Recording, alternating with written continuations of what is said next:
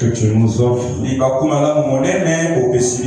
de venir dans ta maison pour écouter ta parole. Alors Père, nous prions que ton esprit soit avec nous dans le nom de Jésus-Christ. Amen. Que le Seigneur bénisse. Que le Seigneur vous bénisse. On va se lever. Nous allons commencer une nouvelle pensée. Le thème en cela, c'est la dernière œuvre du Christ sur la terre.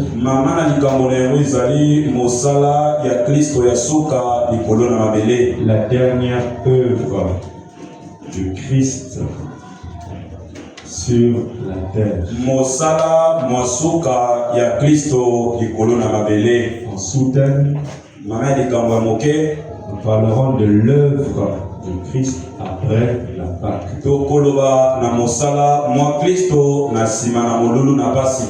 L'œuvre du Christ après la Pâque. Amen. Alors, je vais prendre un verset biblique. Nous lisons dans Romains 3, le verset 20. Romains 3, 20. La Bible dit, car nul ne sera justifié devant lui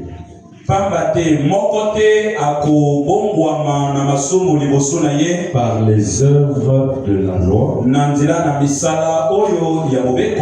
parce que c'est par la loi que vient la connaissance du péché. Vous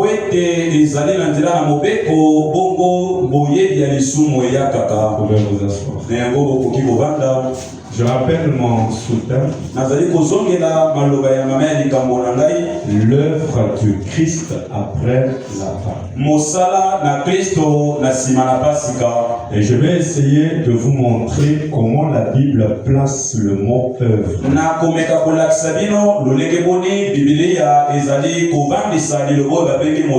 Parce qu'il est toujours important pour nous d'essayer de voir de près les contextes à laquelle la parole est placée. Donc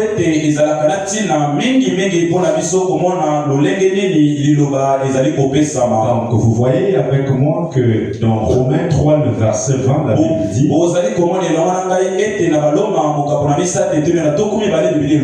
nul ne sera justifié devant lui par les œuvres de la loi. Car c'est par ces œuvres-là de la loi que la connaissance du péché. Alors, regardez, je vais essayer de faire une distinction entre deux types d'œuvres. Et je vais commencer à vous situer cela au travers de notre prophète. C'est une écriture que j'avais lue, que j'ai fini l'enseignement la fois passée.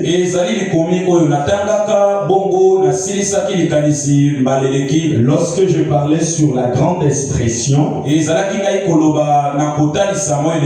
alors je vais revenir sur la déclaration de Frère Branham pour tirer le mot œuvre et le sens de cela que nous allons développer. Je suis dans la brochure ce jour-là au Calvaire. Prêché le 25 9e mois 1960. Le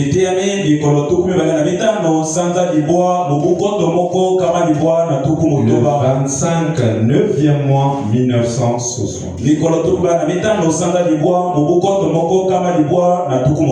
Et nous prenons à partir du paragraphe 93. On peut prendre à 92. Écoutez, et captez bien ce que l'Esprit va nous dire. 92, Branham dit ceci. Est-ce que c'est pas mieux de prendre ça dans la voix de Dieu? Parce que moi, ici, c'est la voix de Dieu. Il ne faut pas que ça va beaucoup nous bénir. Alors,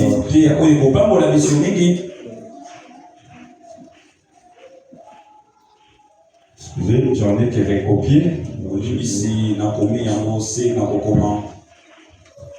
Je commencerai ma pensée par ça.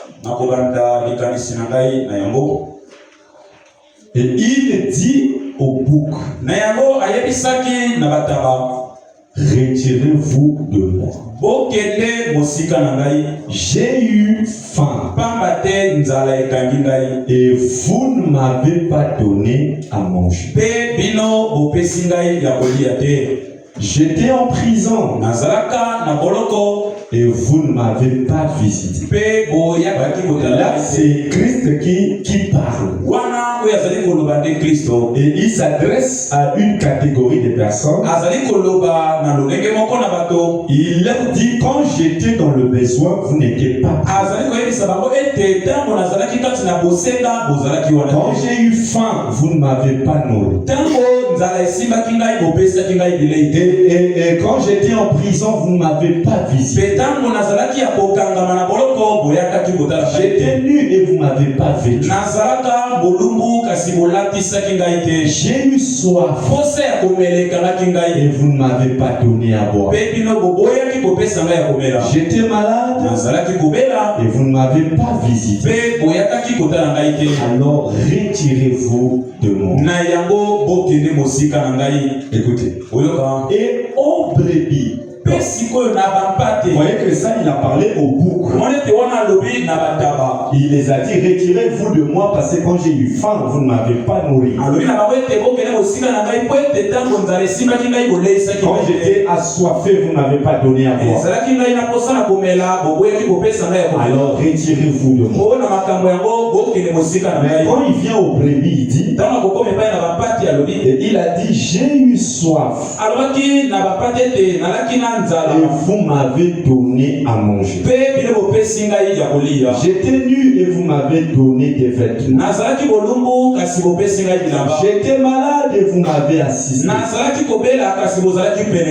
Et remarquez, ne manquez pas de saisir ces six églises.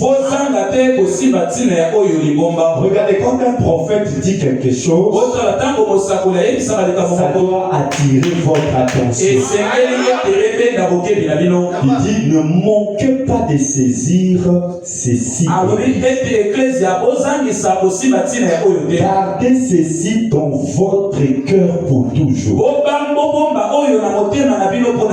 C'était fait de façon tellement inconsciente. C'était fait de façon tellement c'était un bien inconscient. Et Branham dit gardez cela dans votre cœur. Il dit cela était fait de telle façon que c'était fait de façon tellement inconsciente. Les gens ne le font pas par devoir. Un homme qui vous donne quelque chose parce que c'est ce qu'il doit faire. Un homme qui vous donne à manger parce que c'est ce qu'il doit faire. Il a une conception égoïste. Ça devrait être votre vie même. Votre initiation même.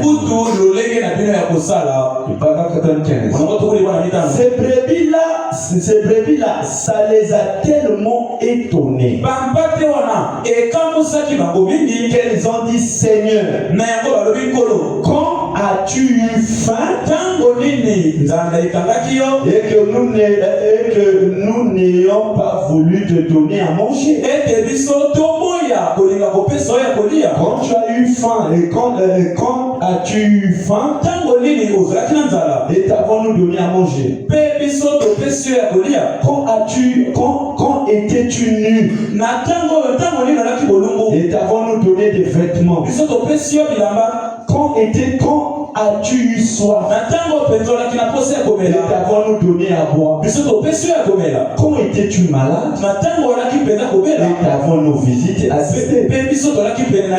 C'était fait tellement automatique. Par amour, c'était tout simplement ta vie qui vivait en eux. Acclamons le Seigneur.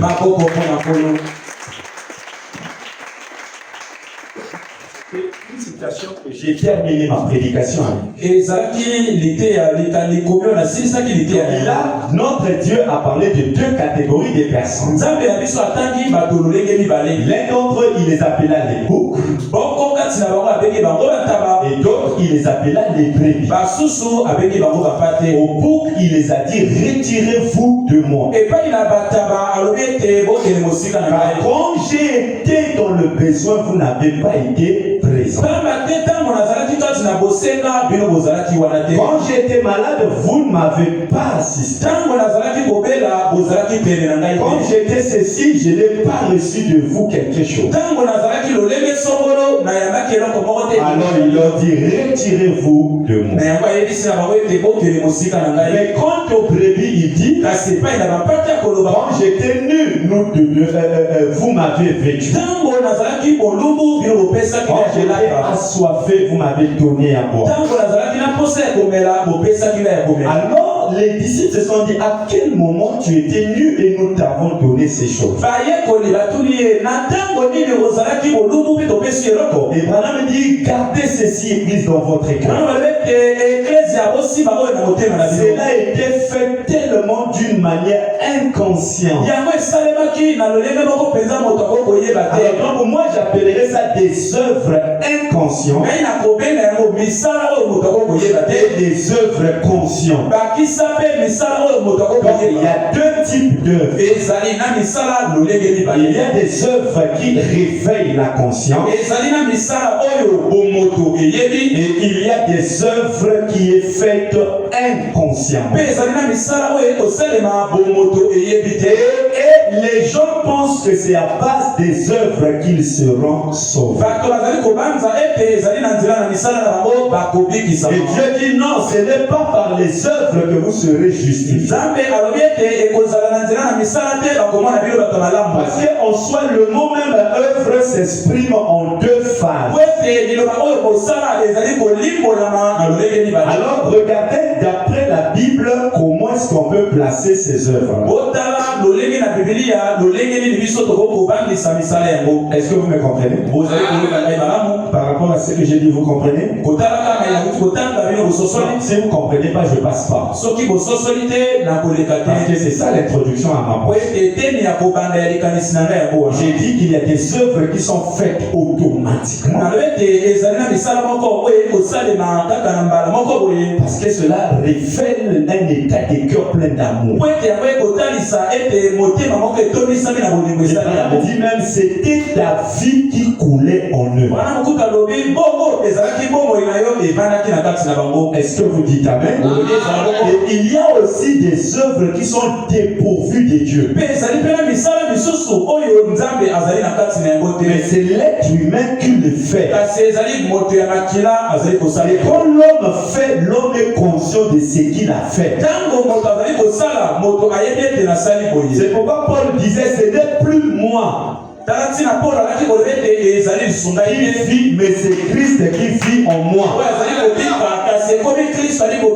Donc ça veut dire que les œuvres de Paul n'étaient plus Paul qui le faisait.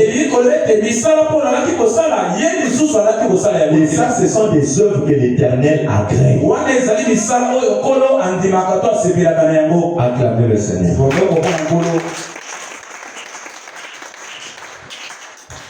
Alors, regardez. Nous allons commencer dans la Bible pour voir que Jésus a insisté sur le mot œuvre. Vous êtes avec moi? Je suis dans Jean 10, le verset 37 à 38.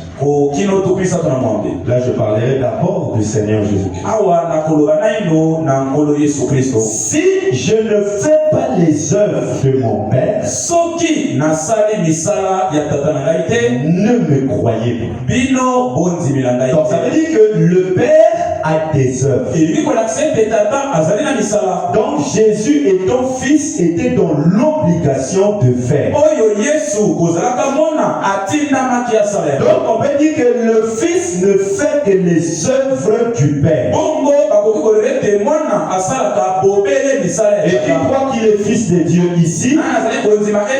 Alors donc nous voyons que les œuvres que nous sommes censés faire, c'est le Père qui doit le faire au travers de nous.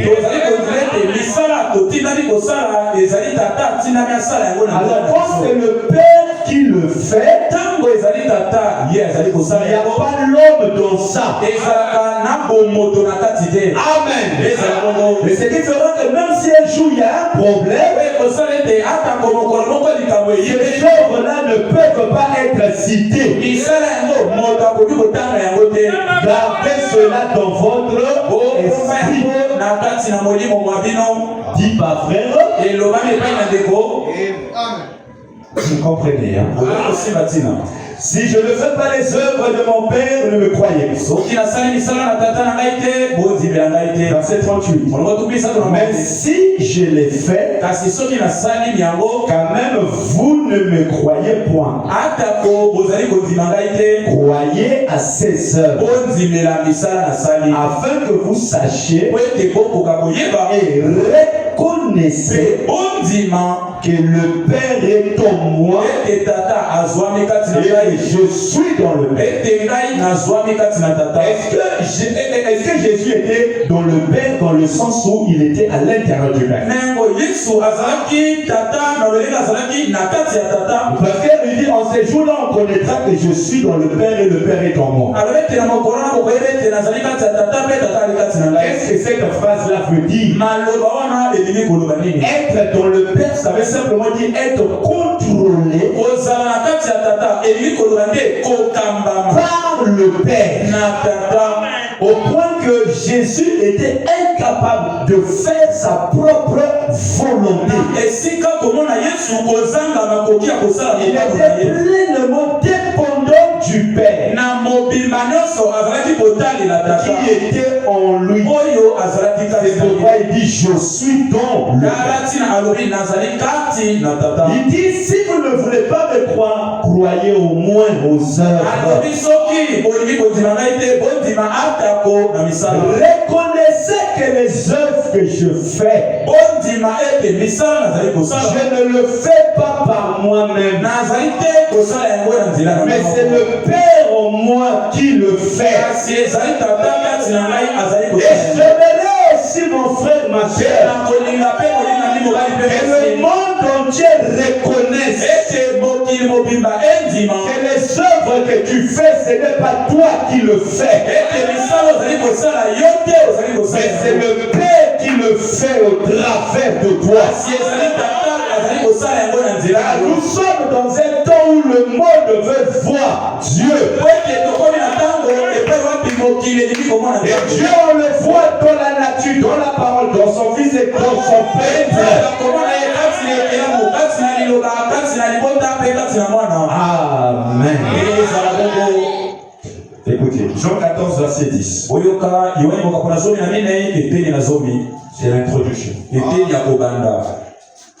Ne crois-tu pas que je suis dans le Père?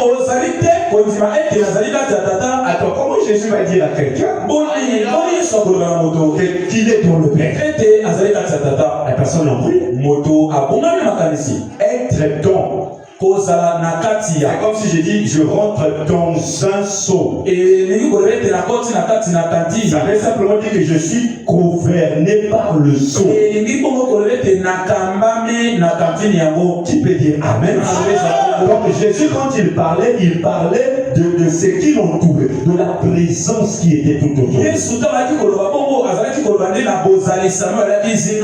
dit ne crois-tu pas? Amen. Ne crois-tu pas que je suis dans le Père et que le Père est en moi? Les paroles que je vous dis, je ne vous le dis pas, je ne le dis pas de moi-même. Et je ne le dis pas de moi-même. Je ne le dis pas de moi-même. Le Père qui demeure en moi. Est-ce que c'est Jésus qui faisait les œuvres? Mais Jésus m'a dit c'est le Père qui demeure en moi. Et c'est lui qui fait les œuvres.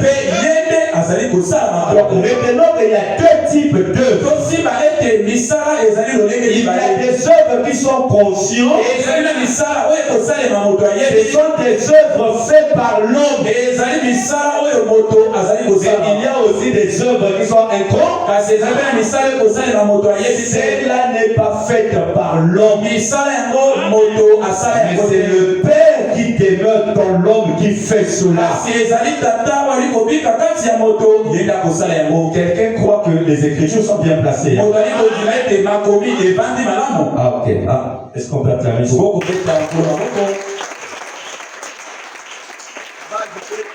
14. Bakisa Yohani zomi na minei mokapona zomi eteni na zomi na moko. Jean 14, 11. Yohani zomi na minei zomi na moko. Croyez-moi, je suis dans le Père et le Père est en moi. Croyez du moins à cause de ses œuvres. Donc il y a des choses que les gens pour croire, ils feront les œuvres. Si les œuvres viennent du Père, ils diront que tu es dans le Père. Amen. Dans toutes ces écritures que je viens de lire, Jean 10, 37 à 38, Jean 14 à 10, Jean 14 à 11, ces écritures parlent des œuvres dont le Saint-Esprit est le producteur. Et donc les œuvres dont le Saint-Esprit est le producteur sont des œuvres qui sont dépourvues de l'égoïsme. Parce que Branham dit il doit donner parce que c'est son devoir. Il dit c'est le devoir pour lui de le faire. Il dit ça, ce sont des actes d'égoïsme. Ça devait plutôt être leur vie. Je crois que nous avons lu ensemble. Donc, les écritures que j'ai lues parlent des œuvres dont le Saint-Esprit est producteur. Et ces œuvres sont dépourvues formellement de l'égoïsme. Donc, retenons que donc la première forme d'œuvre, c'est là où Dieu seul est producteur. Maintenant, la deuxième forme, c'est celle dont Dieu n'est pas producteur. Mais c'est l'homme lui-même qui le fait. Alors là, quand c'est l'homme qui fait, sache-le que le bruit n'est pas loin de là. Amen. Écoutez, nous allons prendre quelques œuvres qui parlent de ça. Je vais prendre dans Romains 11, le verset 6. Ça sera presque tout, après on va rentrer dans la chose.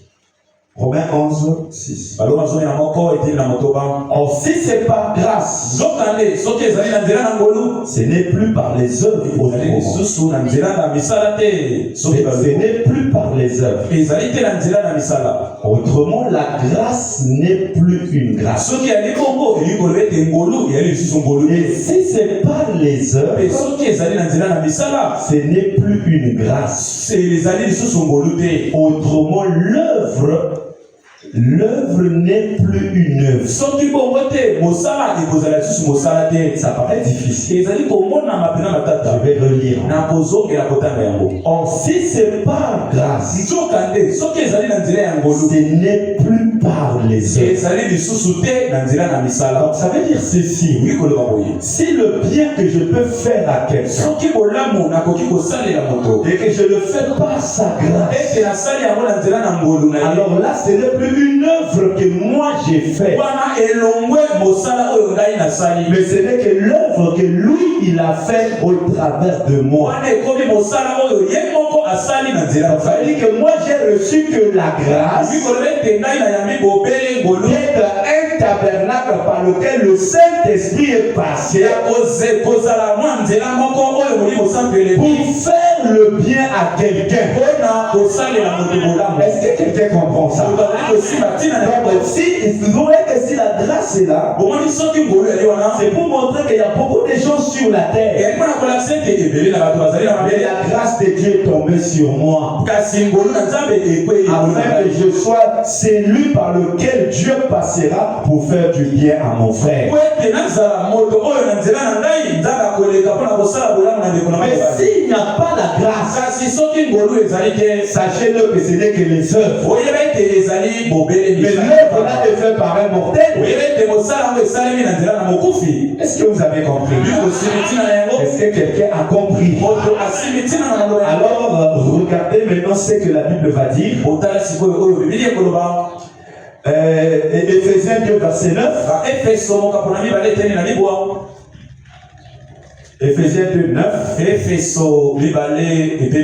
Ce n'est point par les œuvres afin que personne ne se glorifie. Ce n'est point par les œuvres afin que personne ne se glorifie. Veut dire si le frère là est en veste, c'est grâce à moi. Ah, ça là, c'est pas Dieu. Qui peut dire Amen? Qui peut ajouter encore un autre Amen? Donc, il dit ce n'est point par les œuvres afin que personne ne se glorifie. Donc, si je fais du bien à Dieu Saint, cela doit rester entre Dieu simple, moi et Dieu. Et moi je reconnais que je n'étais qu'un tabernacle par lequel le Saint-Esprit est passé pour lui faire du bien. Et je ne me glorifierai jamais de ce bien-là. Mais toute gloire reviendra à Dieu. Amen. Amen. Cette partie, c'est comme ça qu'on l'apporte. Alors, Galates 6, verset 4. Galates 6, verset 4. Que chacun examine ses œuvres. Que chacun examine. Si à chaque fois que tu dois faire du bien à quelqu'un, tu dois en parler. Sache que Dieu n'est pas dans ce que tu fais là. Donc chacun doit examiner ses œuvres. Que chacun examine ses œuvres. Et alors il aura sujet de se glorifier lui seul. Et non par rapport à autrui. Il va se glorifier lui seul. Comment se glorifier soi? Après que le bien est fait, je dis oh Seigneur, je bénis ton nom pour le fait que tu as permis au travers de ma petite personne que le bien soit fait à mon frère. Alors que ton nom soit glorifié. Et le nom là est en moi.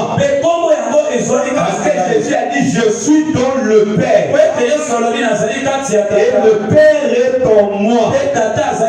Donc je glorifie alors le Père qui est en moi. Mais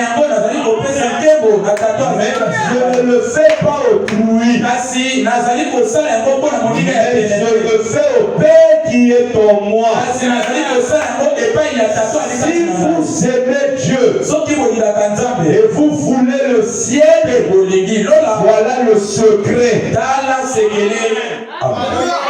Donnez un amen de vivant. Oui, mes frères. C'est cela, c'est comme ça que l'église doit marcher. Amen. Dernière écriture. Jacques 2, 14. Jacques 2, le verset 14. Mes frères, que sert-il à quelqu'un de dire qu'il a la foi s'il n'a pas les œuvres? Bien dit. Mes frères, que sert-il à quelqu'un de dire qu'il a la foi s'il n'a pas les œuvres?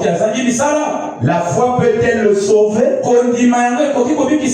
Le verset 17 il dit, il en est ainsi de la foi. Si elle n'a pas les œuvres, elle est morte en elle-même. Donc la foi, dites amen. La foi se répand au travers de ce que nous avons. De ce que l'on entend. Ce que vous entendez capte votre esprit et se manifeste au travers des œuvres. Les œuvres qui sont les résultats de la capturation de votre esprit révèlent l'identité ou bien la qualité de la parole que vous recevez. Je peux répéter cela. J'ai dit que la foi vient de ce que l'on entend. Et de ce que l'on entend de la parole de Dieu. Et que sert-il à un homme de proclamer qu'il a la foi? Les œuvres n'accompagnent pas cela. Il y a un mystère derrière ces choses. Le mystère, quand vous êtes dans la maison de Dieu, la parole entre dans votre esprit et captive votre esprit. Il prive votre esprit des sens d'action. Il domine votre pensée. Et il descend au travers d'une substance dans votre cœur pour aller réveiller ou stimuler la sémence. Et la parole, quand elle descend au plus profond de vous, elle est inévitable, elle doit produire des œuvres. Et les œuvres dont elle produira seront caractérisées par la nature. Qui peut dire amen? Ou de l'objet qui a captivé votre pensée. C'est pourquoi Paul s'est proclamé prisonnier. Un prisonnier est privé de sa volonté. Et on a dit que la nouvelle naissance commence dans votre pensée. Écoute, Israël, tu aimeras l'Éternel ton Dieu de toute ta pensée. Tu ne peux pas reproduire autre chose que la parole dont vous recevez. Même si avant tes œuvres étaient charnelles, c'est parce que tu n'avais pas encore écouté ces choses. Maintenant que tu as écouté, Paul dit examinez alors la qualité des œuvres que produit votre esprit. Est-ce que quelqu'un dit amen à ça?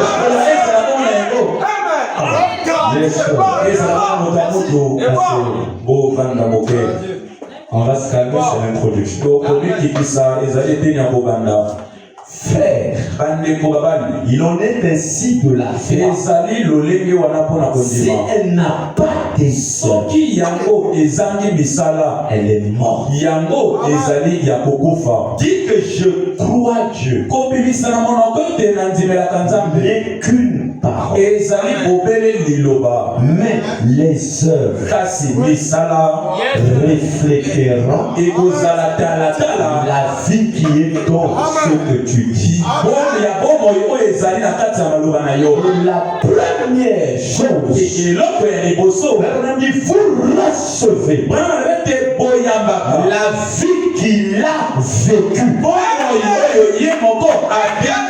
Et quelle est la vie qu'il a vécue? Il savait qu'il partirait. Alors il a pris ça, il a graffé dans la nature. Même si tu te perds, la nature te ramène à lui. Quelqu'un me donne la main. C'est pourquoi lors de la création de l'être humain,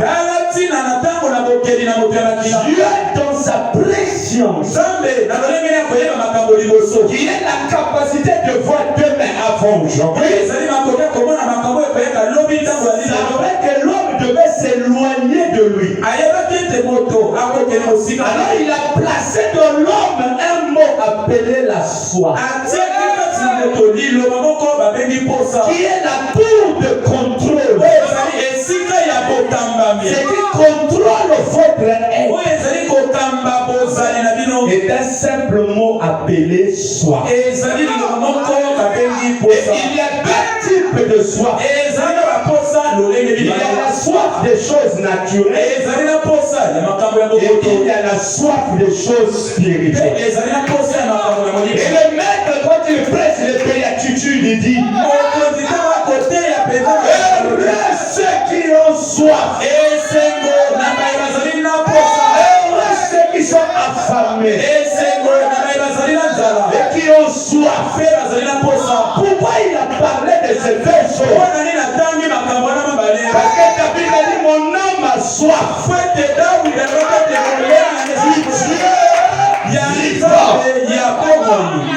du Dieu tiers, un Dieu qui est vivant.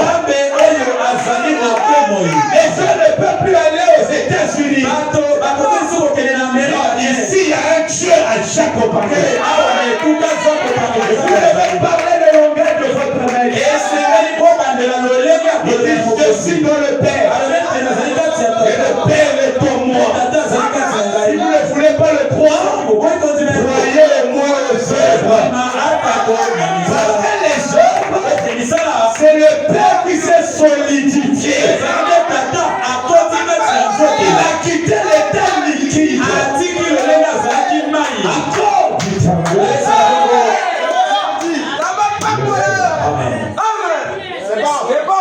Très bien. Acclamez Seigneur. La le message nous a tout donné. On a la capacité de nous examiner. On a la capacité de dire non, ça là, c'est moi qui avais fait. Alors Seigneur, aide-moi. Prie-moi. Prison, bloque.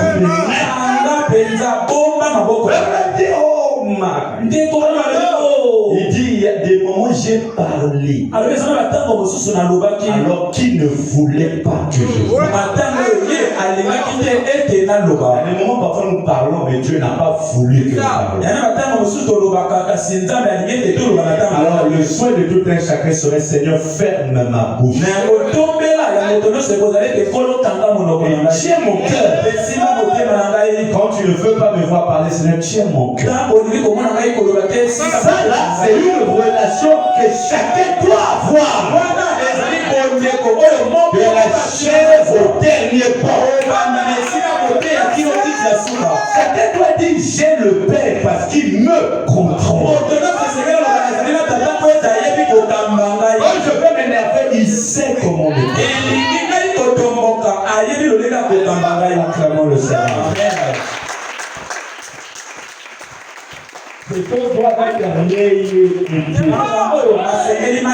C'est ce que nous sommes ici. Vous trouvez ma façon de prêcher différente. Nous ne venons pas tous du même endroit.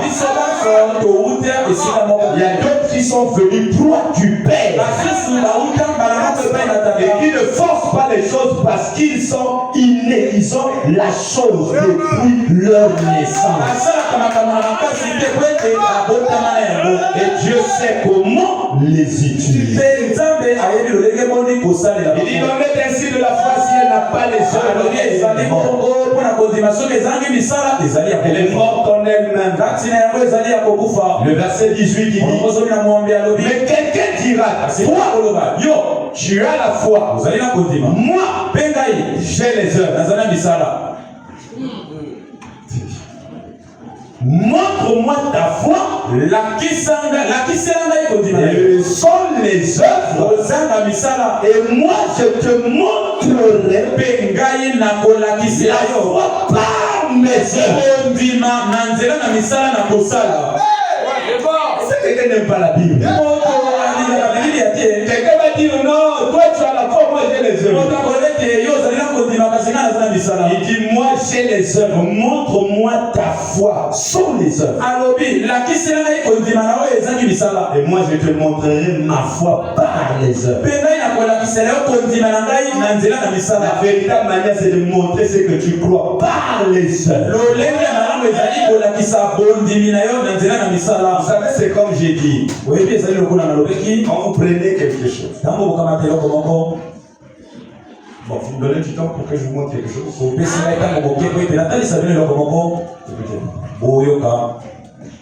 Vous savez, toute chose commence faiblement. Elle commence comme une petite pensée. Et après de cette pensée-là, ça associe une émotion. Et on commence à aimer l'objet de sa pensée.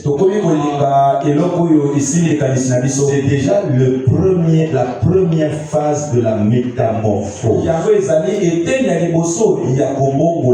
Du changement. Commence à aimer ce qui est dans sa pensée. Je vais dire ceci. Je veux aller à l'église. C'est une pensée. Alors j'associe à cette pensée une émotion. Alors je dirais j'aime aller à l'église. Alors quand je mets le verbe aimer, ce qui est une émotion positive, cette émotion-là ne reste pas inerte. Cela produit des actions.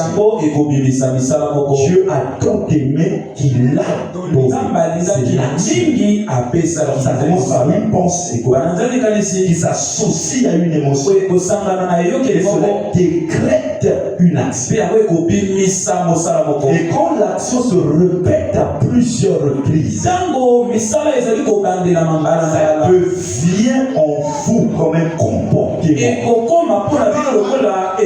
ou bien une habitude. Et l'habitude, c'est ça qui vous définit. Amen.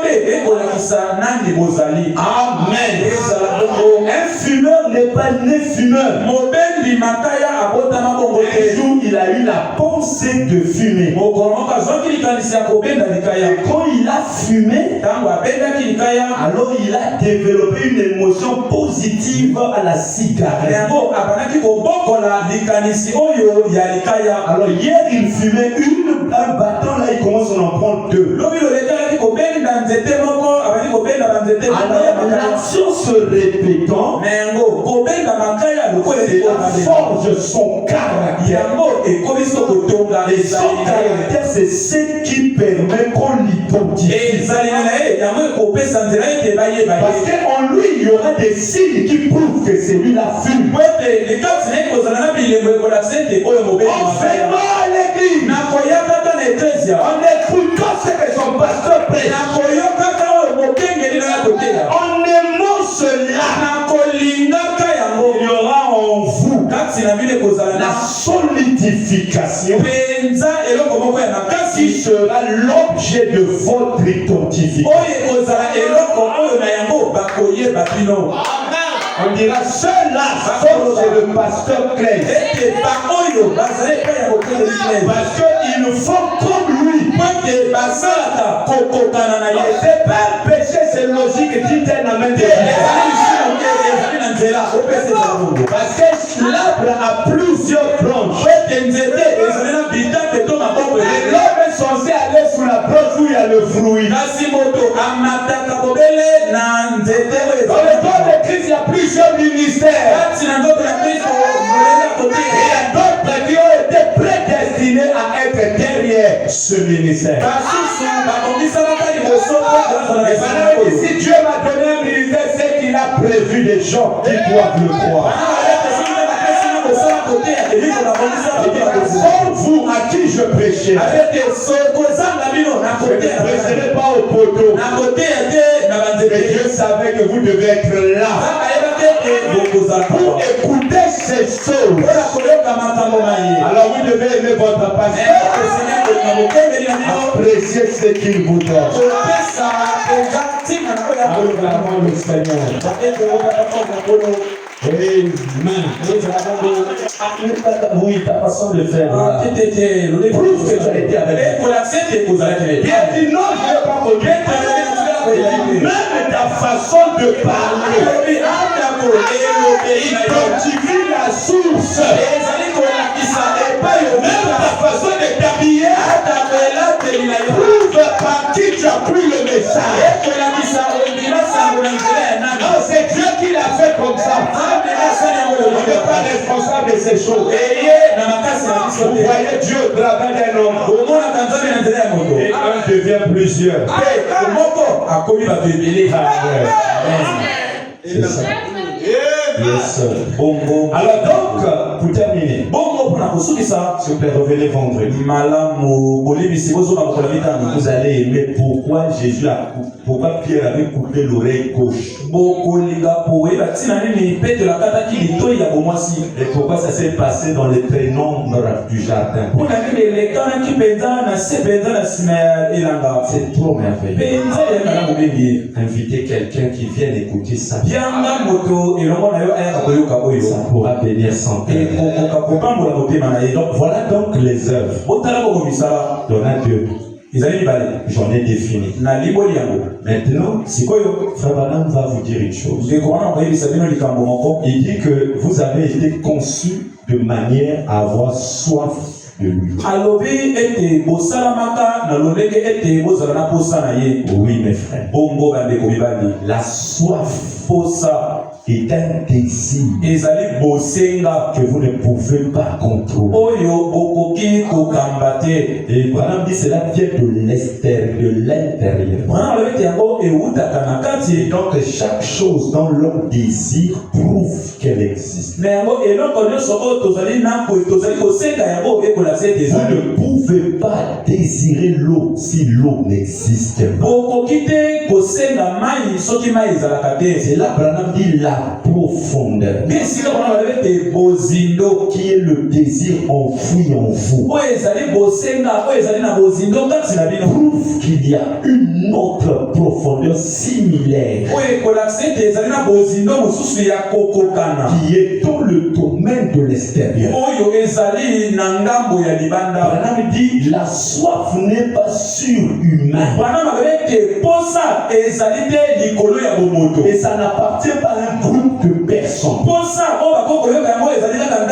Que tu sois païen, chrétien, nous tous, nous sommes contrôlés par cela. C'est là où quelqu'un construira une maison même à 20 étages. Il ne sait pas ce dont il a besoin. Alors, le diable, ne voulant pas voir l'homme s'est rapproché de son créateur. Il le met dans le labo de la perversion. La perversion veut dire la chose est juste, mais il déplace ça. Ça prend une autre direction. Branham dit que l'impudicité n'est que la perversion version d'un acte juste. Il dit alors que le péché n'est rien d'autre qu'une vie, un attribut de vie perverti. Le mensonge est une vérité dite de travers. Est-ce que vous me comprenez? Donc c'est ce que le diable a fait.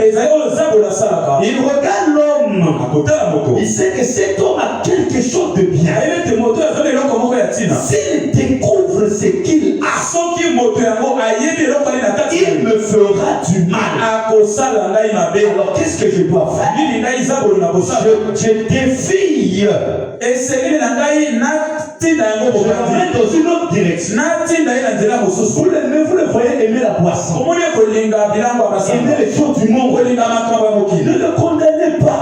C'est le diable seulement qui l'a dévié.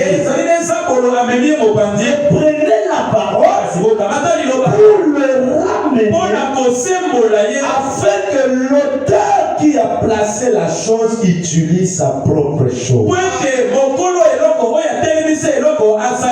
Donc là où nous sommes là, c'est une loi qui s'applique sur tout être humain. C'est comme cela que vous avez été conçus, d'avoir soif de Dieu. Si vous êtes assis là, c'est parce qu'au fond il y a un désir. Et ce désir-là, c'est d'être proche de lui et d'écouter de lui une recommandation. Mais le problème alors, les cœurs sont assoiffés, les esprits sont affamés, mais le canal qui prêche est le faux canal. Alors donc les gens viennent avec leur désir et ils retournent affamés. Parce qu'il n'y a pas un bon cuisinier pour nourrir du tabac, pour nourrir leur âme. C'est pourquoi pendant ma prêche, la nourriture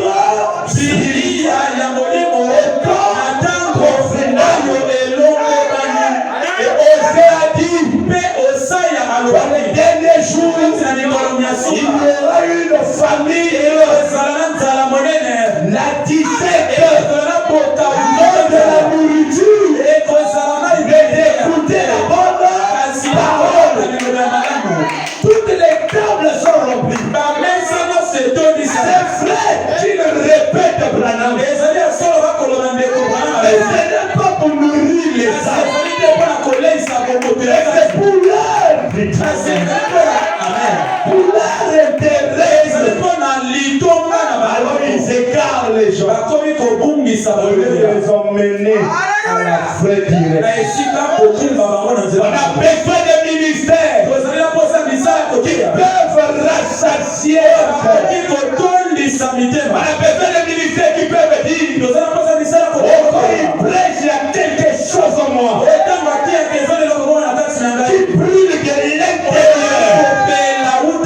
Et cette chose, ça ne peut qu'être Dieu.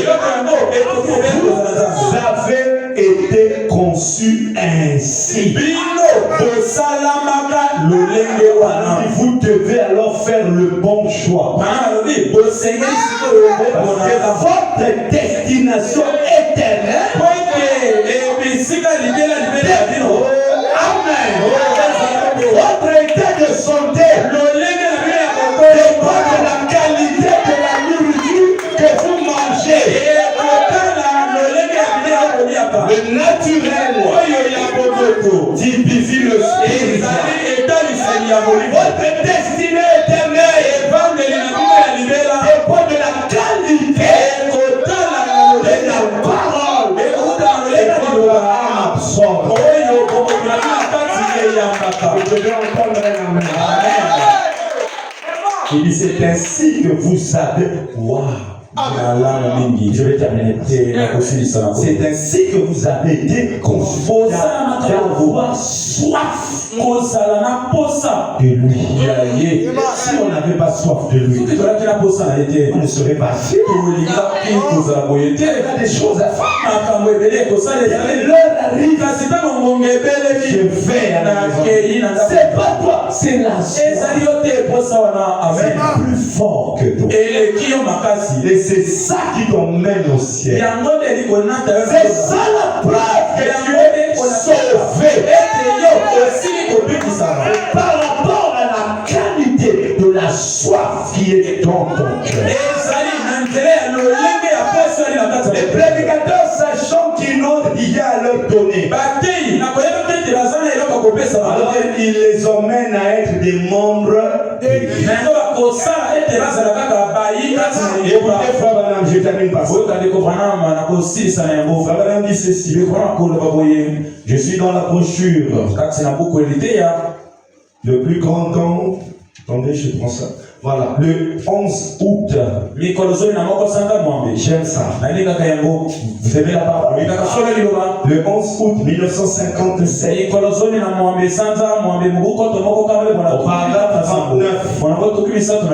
C'est bon?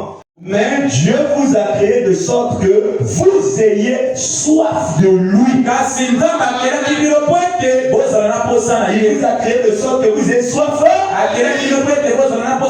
Cette soif a été placée en dehors de vous. Cette soif a été placée en vous. Donc, en vous là, il y a la soif de le connaître lui. C'est ça votre constitution.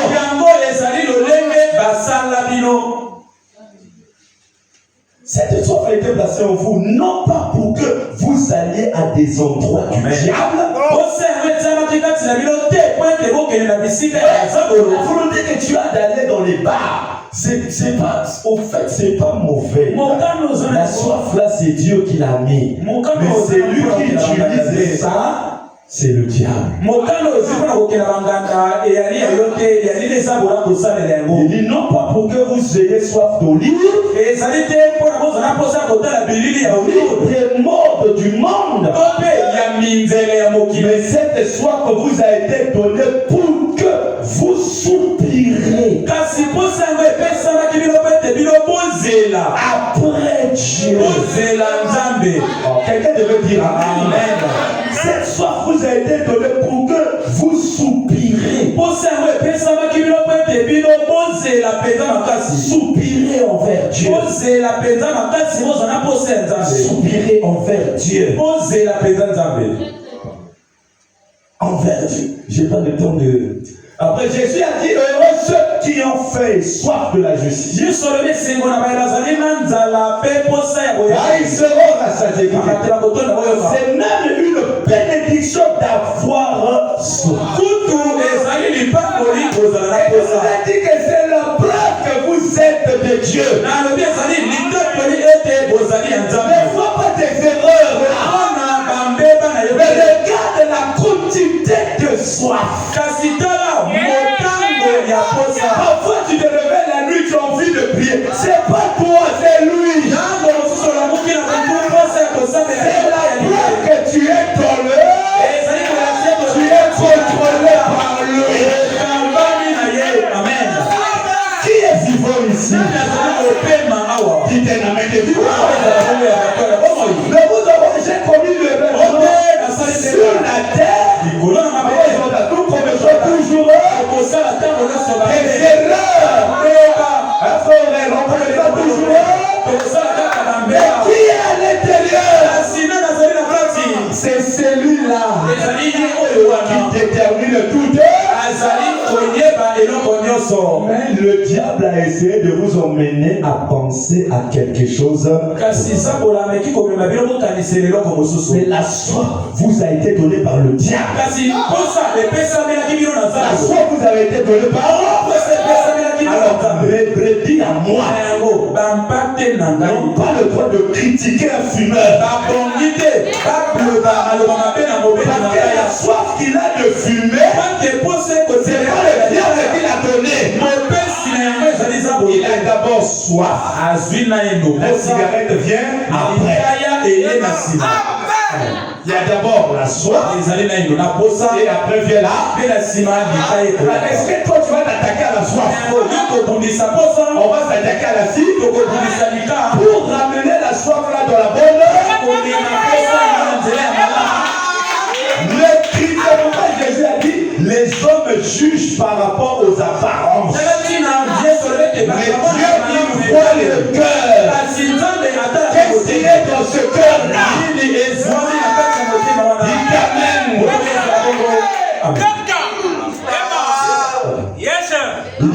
la soif vous a été donnée par Dieu. Comment osez-vous prendre cette soif que Dieu vous a donnée?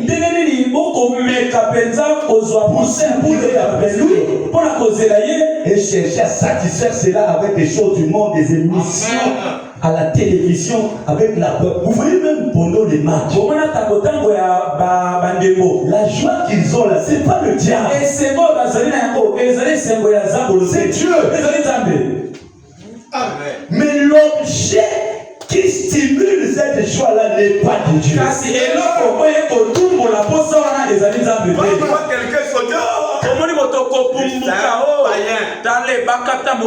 Si tu étais enseigné, tu diras qu'il ne peut pas avoir une telle joie.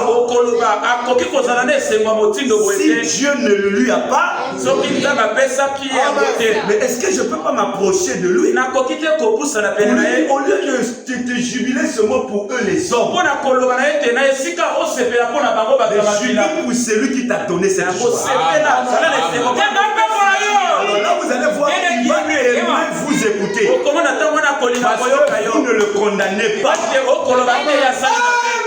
Il t'amène. Dans le message, on croit que les païens c'est ceux qui sont dehors. Mais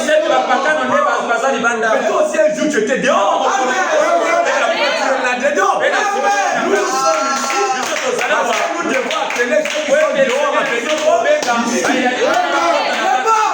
Mais combien de fois vous leur dites ne compte pas le comptable? Laissez-la. Jésus, qui était plus spirituel que tout le monde. Les prêtres sont venus voir une prostituée agenouillée devant lui en train de lui nettoyer les pieds. Dans le Branham tabernacle, la pianiste avait une petite jupe. On a dit à Branham, chasse-la. Non, elle a quelque chose que vous ne voyez pas. Cette chose-là qui m'a poussé à la placer là. On vous dit Amen. Amen. Le gars acclamer le Seigneur. Ce que je prêche là est la vérité. C'est vrai. Laissez les gens tels qu'ils sont, mais prêchez-les Jésus. Jésus s'est déployé plus qu'un seul homme. Nous allons terminer. Le diable, on va revenir dans sa fonction. Le diable a perverti ses propres instruments. Et il a pris cette soif que Dieu vous a donnée. Vous soupirez après lui. Et il vous a donné à emmener à voir la soif des choses du monde. Chaque soif, chaque que vous éprouvez devait être pour Dieu éternellement. C'est ça la vie. Alléluia. Amen. Amen. Écoutez, je dois lire ce que j'ai voulu lire là. J'ai tout recopié là. Au paragraphe 41, vous dites, eh bien, je connais la Bible mieux que frère Branham. Vous ne recevez pas la vie par la connaissance de la Bible. On va se lever de côté de la maison. Et quand on va prêcher, on dit un amen frère. Vous dites, eh bien, je connais la Bible mieux que le pasteur. Madame dit, vous ne recevez pas la vie par la connaissance de la Bible. Vous ne recevez pas la vie par une adhésion à l'église. Vous ne recevez pas la vie par le baptême. Vous ne recevez pas la vie par la connaissance de votre catéchisme. Vous ne recevez pas la vie en devenant un prédicateur. Il dit le connaître lui, c'est ça la vie. Non pas connaître le catéchisme, ni le règlement de votre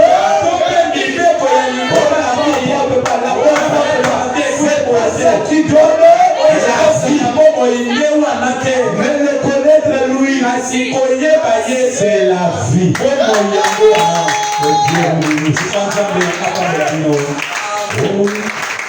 Que ta main paternelle, oh, me bénis, ça m'a couché. Et que ce soit son tonnerre, elle que je donne, oh mon berger, et que je donne, oh mon berger. Oui, Seigneur.